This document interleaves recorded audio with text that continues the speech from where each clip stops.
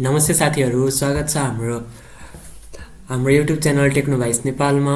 आजको यस भिडियोमा चाहिँ मैले इफ स्टेटमेन्टहरूको चाहिँ चारवटा इम्पोर्टेन्ट टाइपको क्वेसनहरू लिएर आएको छु। कृपया भिडियोलाई अन्त्यसम्म हेर्नुहोला।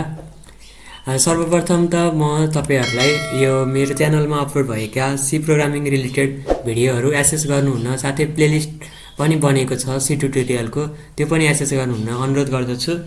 साथै यस च्यानलमा नयाँ हुनुहुन्छ भने र यो फंक्सनको 5वटा क्वेसनहरू छ यसमा अपलोड गरिएका। यो क्वेसनहरू यो भिडियो हेर्नु भएको छैन भने यो फंक्सनको क्वेसन भएको भिडियो अवश्य हेर्नु होला।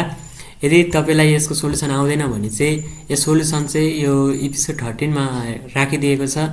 यसमा सोलुसनहरू डिटेलली भनिएको छ, त्यो पनि हेर्नु होला। ओके, आज चाहिँ हामी कन्डिसनल स्टेटमेन्टको इफ वालाको 4वटा क्वेसनहरू हेर्नेछौँ। Okay, let's get started. म चाहिँ यता VS कोडमा आएँ। अब मैले यसमा चाहिँ एपिसोड 13 नामको एउटा क्वेसन इफ भनेर एउटा फाइल बनाएँ। अब हाम्रो चाहिँ यता 4वटा क्वेसनहरू छ, यता हेर्न सक्नुहुन्छ। अब फर्स्ट क्वेसनले भन्छ write a program that takes integer number input from the user and check whether it is odd or even रे। अब यसले चाहिँ हामीलाई एउटा इन्टिजर नम्बर इनपुट लिन्छ युजरसँग, अनि त्यो नम्बर चाहिँ अड हो कि इभन हो भनेर प्रिन्ट गरिदिन्छ है। ओके, यो चाहिँ यिनीहरू सबै क्वेसनहरू चाहिँ इफ तरिकाबाट गर्नुपर्छ, त इफ एल्सबाट। अनि क्वेसन नम्बर 2 मा छ write a program that takes integer input from the user and check whether it is divisible by 3 or 5 or not रे। अब क्वेसन नम्बर 2 ले के भन्छ, युजरसँग चाहिँ एउटा नम्बर इनपुटमा लिनु पर्यो रे, अनि त्यो नम्बर चाहिँ 3 या 5 ले डिभाइड गर्छ कि गर्दैन भनेर चेक गर्नु पर्यो भने। अब डिभाइड गर्यो भने यस भन्ने, डिभाइड गरेन भने नो भन्ने, अनि त्यो ल्याङ्ग्वेजहरू आफ्नै हिसाबले राख्नु होला है। अब क्वेसन नम्बर 3 मा छ write a program that takes the year input from the user and check whether it is leap year or not रे। क्वेसन नम्बर 3 ले चाहिँ एउटा इन्टिजर इनपुट लिनु पर्यो भन्छ होइन। हो, त्यो चाहिँ एउटा इयर जस्तो हुनु पर्यो कि, जस्तै 2020 2080 भने जस्तै त्यस्तो टाइपकोमा हुनु पर्यो।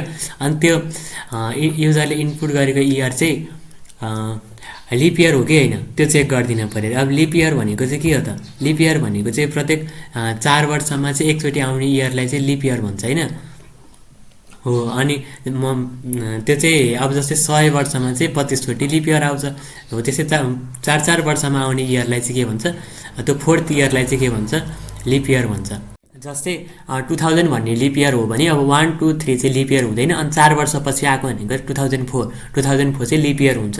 त्यस्तै अब यो क्वेसन नम्बर 4 मा जाउँ।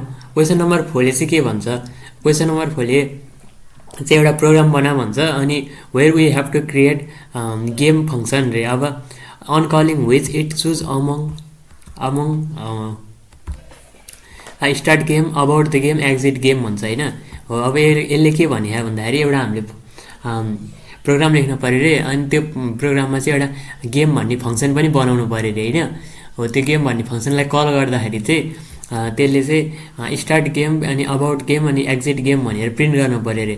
अनि हामीसँग त्यहाँ एउटा इनपुट गर्ने फिल्ड पनि हुनु पऱ्यो होइन।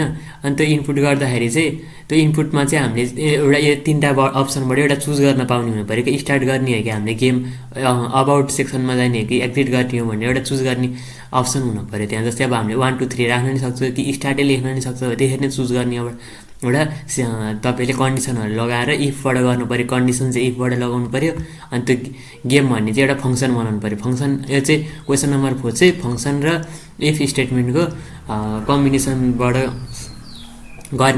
गर्नुपर्छ है। अब यहाँ सेट कन्डिसनहरू चाहिँ के सेट गर्ने त भनेर लेखेँ यहाँ। अब स्टार्ट गेम चुज गऱ्यो भने चाहिँ हामीले जस्तै अब वेलकम टु द गेम भनेर भन्न सक्यो होइन। अनि त्यसरी नै स्टार्ट गेम गरेपछि चाहिँ त्यहाँनिर एउटा युजरको नाम हान्न, इन्टर नेम भनेर, जस्तै enter the name of player भनेर त्यहाँ इनपुट फिल्ड आउनु पऱ्यो एउटा होइन। अनि तपाईँले चाहिँ जे इनपुट गर्नुहुन्छ त्यो नम्बर त्यसलाई चाहिँ इन्जोय गेम भनेर त्यसरी केही प्रिन्ट गराइदिनु पऱ्यो। यदि तपाईँ स्टार्ट गेम गर्नुहुन्छ नि तपाईँले स्टार्ट गेम नगरिकन अबाउट द गेम गर्नुहुन्छ भने चाहिँ त्यो गेमको बारेमा 2-4 सेन्टेन्सहरू लेखिदिनु पऱ्यो अरे होइन, प्रिन्ट गराइदिनु पऱ्यो। भने अब एक्जिट गेम गर्नुहुन्छ भने फेरि एकचोटि कन्फर्मेसन गर्नको लागि आउनु पऱ्यो अरे। अनि त्यहाँ कन्फर्मेसन गर्नेको लागि तपाईँले फेरि यास गरिदिनु भयो या तपाईँले के सेट गर्नुभएको त्यो मिट भयो भने चाहिँ successfully exit from the game भनेर प्रिन्ट गराइदिनु पऱ्यो अरे।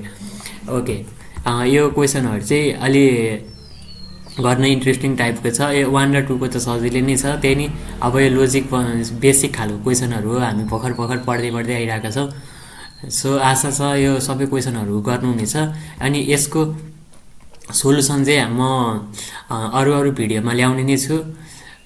ओके साथीहरू, आजको भिडियो चाहिँ यति नै हो। अब अर्को एपिसोड 15मा चाहिँ मैले त्यो कन्डिसनल स्टेटमेन्टको स्विच स्टेटमेन्टहरूको 2टा क्वेसन छ, त्यो क्वेसन लिएर आउनेछु है त। Okay, this much for today.